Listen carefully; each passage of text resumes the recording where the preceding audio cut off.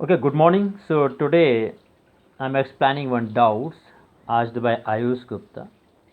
देखिए Ayush ji, you have asked this question, you have to find the shaded region. तो problem आपको यहाँ जहाँ जा रही है हम आपको बता देते हैं। सबसे पहले तो आप इस पूरे इसको इन पार्ट्स में डिवाइड करेंगे। एक ये रेक्टेंगल, इस रेक्टेंगल की लेंथ 30 एंड ब्रेड 2, इतना। अब आते हैं इस पार्ट में, ठीक है। तो स्वाभाविक है, यहाँ तक 20 है, यहाँ तक 30 है, मीन्स ये 10 होगा, इतना हिस्सा 10 होगा। ये 2 ब्रेड 2 है, ये 2, तो ये दो रेक्टेंगल यहाँ बनेंगे जिनकी ब्रेड 2 है। एक ये बन रहा है, ब्रेड 2 है। अब जब टोटल इतना 30 है, 20 है, तो इतना बचा कितना हमारा, सॉरी यहाँ 34 दिया शायद आपका, हाँ। तो इतना हुआ 14, 14 में से 2 यहाँ गया, 2 यहाँ गया, ये बचा 10। अब सवाल उठता है कि ये 10 है, तो इस सेमी सर्कल की रेडियस होगी 5 और इस सेमी सर्कल की रेडियस होगी 5 + 2 7। तो इसको निकालेंगे, outer semicircle minus inner semicircle means half pi r square means 7 square minus pi 5 square करके ये एरिया निकल आएगा, ठीक है। क्योंकि इतना 5 है, ये 10 है, मतलब ये डायमीटर इसका 10 है, ये डायमीटर इसका 10 है, तो रेडियस होगी 5, वही ब्रेड 2 है, तो बाहर की सर्कल की 7। अब सवाल उठता है कि जब इतना 7 है और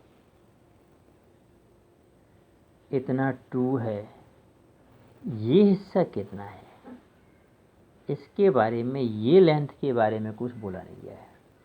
यहाँ से यहाँ तक का टोटल इन्हें कुछ दिया नहीं कि पूरा 15 है कि 20 है, वॉट एवर है, या कुछ क्या कहते हैं मैथमेटिक्स में ऐसा कुछ कुछ रूल रहता हो, सॉरी इंग्लिश अल्फ़ाबेट में, कि ये इस पूरे का हाफ है जैसा रहता हो। तो मुझे तो नहीं पता, यदि रहता होगा तो इस केस में ये पूरा 34 है, तो ये कहते हैं इसका हाफ है, तो ये पर 17 होना चाहिए। फ़िलहाल मैं मानता हूँ ये पूरा 17 होना चाहिए। तो ये 7 है, तो इतना 10 है, 10 में से इतना 2 निकल गया, तो इतना 8 है, और उस हिसाब से इसकी लेंथ 8 आ जाएगी। तो ठीक है, वॉट एवर, ये इन्फॉर्मेशन यहाँ थोड़ी सी मिसिंग लग रही है मुझे, इतनी कंप्लीट होनी चाहिए। तो ये 17 मैंने अपने मन से कर दिया कि ये पूरा हिस्सा, यदि इस पूरे हिस्से का हाफ है, पूरा 34 है, ऐसा रेशियो रहता होगा, तो दैन ये 17। तो आपकी गलती नहीं है, आपको जहाँ समझ में नहीं आ रहा था वो हमने बता दिया, मिसिंग इन्फॉर्मेशन यहाँ जो थी उसको कर लेंगे। क्वेश्चन थोड़ा सा इनकम्प्लीट मुझे लग रहा है, अब बाकी मैं सोचूंगा इस बारे में। अब आते हैं, today I am going to give you to solve one sample paper. एक सैम्पल पेपर मैं आपको दे रहा हूँ, हाँ, सॉल्व करने के लिए पोस्ट करूँगा। उसमें case study based question 4, 2 question I am going to explain. तो सबसे पहले आप उस केस स्टडी बेस से उस पेपर को खोलेंगे और उसका क्वेश्चन नंबर 17 और 18 आप पढ़ेंगे, ठीक है। हम थोड़ा सा इसमें बता दे रहे हैं और फिर आप ये वीडियो से इसके सॉल्यूशन देखेंगे, उन क्वेश्चन को कैसे केस स्टडी बेस्ड क्वेश्चन को सॉल्व करते हैं। हाँ, उसमें एक टीचर बता रहा है हेल्दी फूड और अनहेल्दी फूड के लिए। तो एक स्टूडेंट्स, कुछ स्टूडेंट्स हैं, अल्फ़ा स्टूडेंट जंक फूड लेते हैं, बीटा स्टूडेंट हेल्दी फूड लेते हैं, और अल्फ़ा बीटा इस पॉलिनोमियल के रूट्स हैं। और 5 क्वेश्चन है। नंबर 1, ये पॉलिनोमियल क्या है, क्वाड्रेटिक है, लीनियर है, बाई क्वाड्रेटिक है, क्या है। तो देख क्लियरली इसका एक्स कोऑर्डिनेट कितना, इसका हाईएस्ट डिग्री कितना है, 2, तो ये क्वाड्रेटिक है। फिर क्वेश्चन है जंक फूड कितने लेते हैं। अच्छा, क्वेश्चन में दिया है अल्फ़ा बीटा इसकी 0 है और अल्फ़ा बड़ा है बीटा से, तो हमने इसको सॉल्व किया तो इसके 2 जीरोज़ आए, 5 और 2, तो क्लियरली अल्फ़ा हो गया 5, बीटा हो गया 2, और जंक फूड लेने वाले हो गए ज़्यादा हैं तो 5, और दूसरा ऑप्शन है हेल्दी फूड तो 2। तीसरा क्वेश्चन उसमें दिया हुआ है, मैंने बातें सिंपल सी हैं, बड़ी सी एक स्टोरी बना दी। तीसरा क्वेश्चन दिया है, एक और पॉलिनोमियल निकालो जिसके रूट्स हैं -3 एंड -4। तो वो पॉलिनोमियल होगी x -3, या हम ऐसे भी कर दें, हमारा एक फॉर्मूला ये होता है x² minus sum into x plus product. तो x² माइनस सम -4 और -3 का हुआ -7 और माइनस को हो जाएगा +7, 7x, और इन दोनों का प्रोडक्ट हो जाएगा 12। अब हमारे जो ऑप्शंस दिए हैं उसमें ये वाला ऑप्शन कहीं नहीं है, तो उसका आंसर है नन ऑफ दिस। ठीक है। और अगला क्वेश्चन कह रहे हैं, उसमें पूछा गया है कि इसका एक पॉलिनोमियल दी है और कह रहे हैं उसका एक रूट 2 है तो दूसरा रूट बताओ। एक रूट 2 है तो प्रोडक्ट ऑफ मान लो दूसरे रूट को 2 मान लो, बीटा मान लो, तो 2 इंटू बीटा एक कुछ होना चाहिए प्रोडक्ट, और प्रोडक्ट है 6, तो बीटा की वैल्यू 3 आनी चाहिए, लेकिन आंसर में कहीं 3 दिया नहीं है, तो उसमें भी नन ऑफ दीज आना है। तो छोटी छोटी सी बातें हैं, उस बड़ी सी स्टोरी पे मत जाइए, जो अपने कॉन्सेप्ट सीखा है उसी पे बेस्ड क्वेश्चन आएंगे।